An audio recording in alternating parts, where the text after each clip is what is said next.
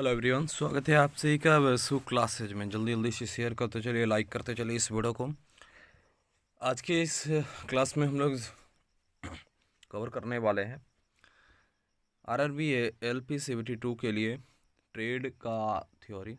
Trade में आपका electrician क्या क्या आपका ट्रेड है, इलेक्ट्रॉनिक्स है, वायरमैन है। जनरली आपके लिए ये काफ़ी इंपॉर्टेंट क्लास है, ठीक है। कई सारे क्वेश्चंस आपको यहाँ से देखने को मिलने वाला है। चलिए टॉपिक की शुरुआत करते हैं। आप लोग लाइक शेयर करते चलिए, वैसे क्लासेस को सब्सक्राइब नहीं किया सब्सक्राइब करते चलिएगा। आज हम लोग टॉपिक कवर कर रहे हैं इलेक्ट्रिसिटी के बारे में। इलेक्ट्रिसिटी, ठीक है।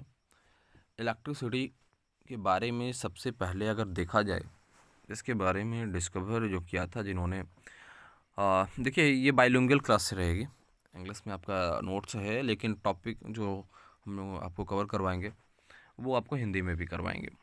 थेल्स थ्योरी थेल्स के द्वारा इलेक्ट्रिसिटी के बारे में सबसे पहले बताया गया, ठीक है। और उन्होंने जो थेल्स ने जो बताया वो बताया था स्टैटिक इलेक्ट्रिसिटी के बारे में। अभी स्टैटिक इलेक्ट्रिसिटी क्या है, जिसको स्थिर विद्युत धारा विद्युत बोलते हैं, ठीक है। इलेक्ट्रिसिटी यानी विद्युत।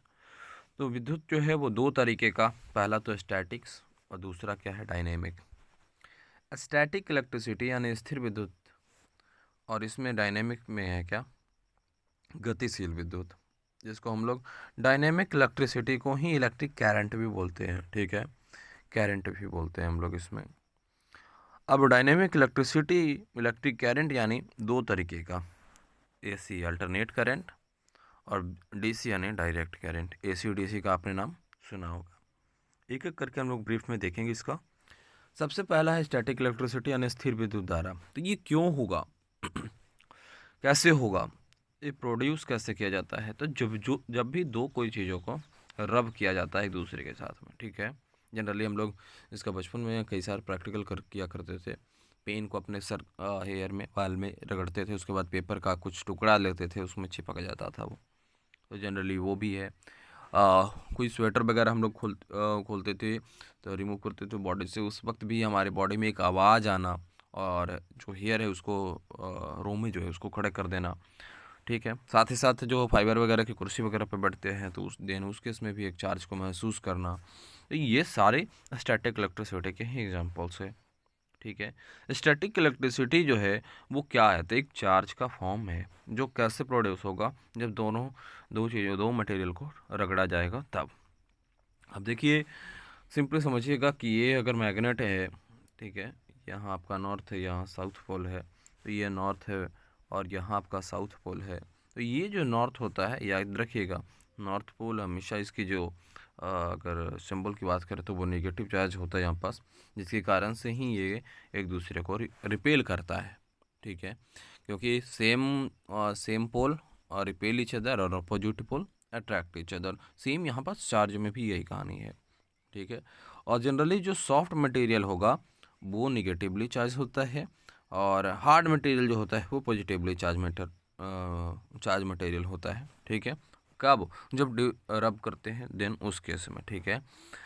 उस केस में ये ट्रिक है एक तरह का, ये कोई कॉन्सेप्ट नहीं है कि आपको यहाँ पर इसको रटना ही है, ठीक है। ये एक ट्रिक है जिससे आप डिसाइड कर सकते हैं। अब जनरली हम लोग देखेंगे एक टर्म है ईएमएफ।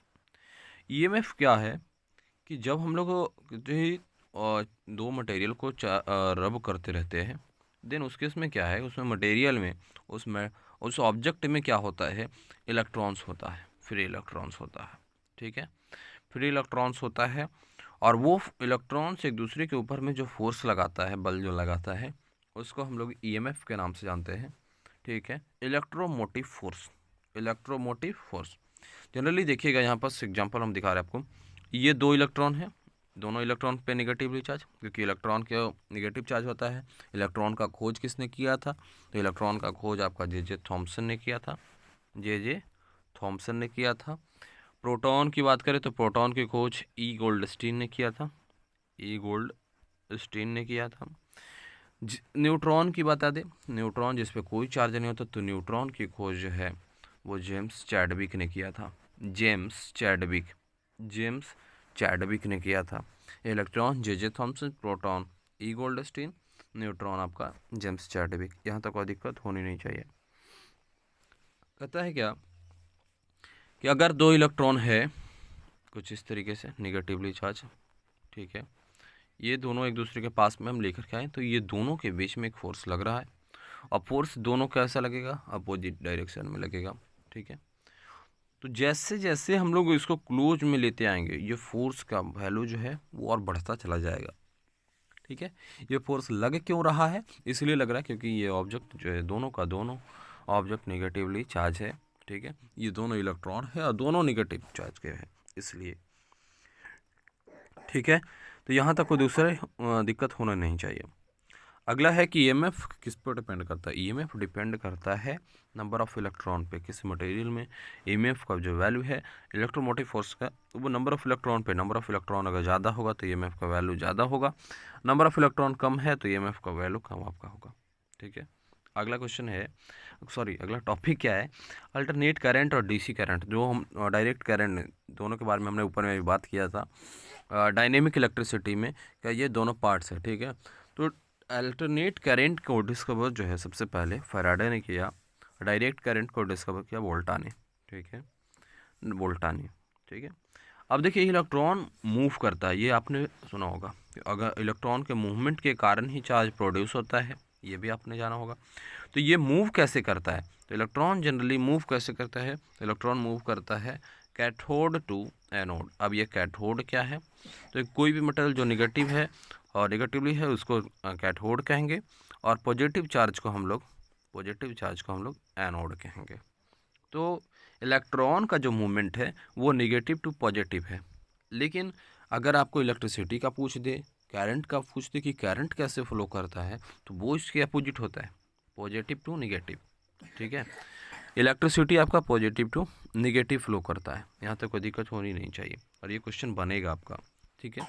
अगला टॉपिक है कि ईएमएफ को डिनोट कैसे करते हैं। तो ईएमएफ ये नहीं, इलेक्ट्रोमोटिव फोर्स, जिसको हम लोग ई या वी दोनों से डिनोट करते हैं। इसका ऐसा यूनिट क्या होता है, तो वोल्ट होता है, ठीक है। इसके अगर फॉर्मूला की बात करें तो V equal to W by की। अब W क्या है, तो W आपका वर्क है, Q क्या है, चार्ज है, ठीक है। आगे यही ईएमएफ के बारे में हम आगे आपको बताएंगे, तो वो इलेक्ट्रिक पोटेंशियल भी बनता है, पोटेंशियल डिफरेंस भी बनता है, तो उसके बारे में भी समझेंगे। दोनों एक ही चीज़ है, ठीक है, दोनों एक ही चीज़ है। अगला है कि करंट का फॉर्मूला क्या होता है, तो करंट का होता है I equal to Q upon T. I क्या है, करंट को डिनोट करते हैं I से, Q से चार्ज को और T से टाइम को, ठीक है। इलेक्ट्रिक करंट जिसे I से डिनोट किया जाता है, ये है क्या, ये फ्लो ऑफ चार्ज है। किसी भी मटेरियल में कोई कंडक्टिव मटेरियल जो कंडक्टर है, कंडक्टर किसे कहेंगे, वो मटेरियल जो जनरली खुद के थ्रू इलेक्ट्रिसिटी को या चार्ज को बोले तो फ्लो होने दे, पास होने दे, वो। इसका जनरली यूनिट क्या होता है, इसका यूनिट होता है एम्पियर, इसे ऐसे लिखेंगे। 1 एम्पियर इक्वल टू क्या होता है, 1 एम्पियर इक्वल टू होता है 1 कूलम्ब, 1 एम्पियर इक्वल टू होता है 1 कूलम्ब अपॉन 1 सेकेंड, ठीक है। 1 कूलम्ब अपॉन 1 सेकेंड आपका यहाँ पास होता है। अगला है कि इसको मेजर कैसे किया जाएगा, तो एमीटर से करते हैं। एमीटर एक डिवाइस होगा जिससे करंट को हम लोग मेजर करेंगे। एमीटर के बारे में एक चीज़ और फैक्ट जान लीजिए, एमीटर हमेशा भी किसी भी कनेक्शन में हम लोग लगाएंगे तो वो सीरीज में लगाएंगे, ठीक है, वो सीरीज में लगेगा एमीटर। यही अगर वोल्ट मीटर रहता तो वो आपका पैरेलल में लगता है, लेकिन एमीटर हमेशा सीरीज में लगता है, ठीक है। साथ ही साथ इलेक्ट्रिसिटी जो है वो स्केलर क्वांटिटी, हालांकि इसमें कॉन्ट्राडिक्शन होता है, एक विरोध आता है, कोई बोलता है नहीं अदिश नहीं है, ये सदिश है, वेक्टर है, वेक्टर क्वांटिटी है, लेकिन वो बात अलग की चीज़ है, वो आपका टॉपिक रहने वाला भी नहीं है इस बार एग्जाम में। अगला है कि वेलोसिटी ऑफ करंट क्या होता है, करंट का यानी विद्युत धारा का वेग क्या होता है, तो ये आपका लाइट का जो स्पीड है, लाइट के जो वेलोसिटी भी बोले उसके बराबर है, यानी जो प्रकाश की चाल है वही आपका विद्युत का भी चाल है, ठीक है। 3 × 10⁻8 मीटर पर सेकंड, ये आपका है।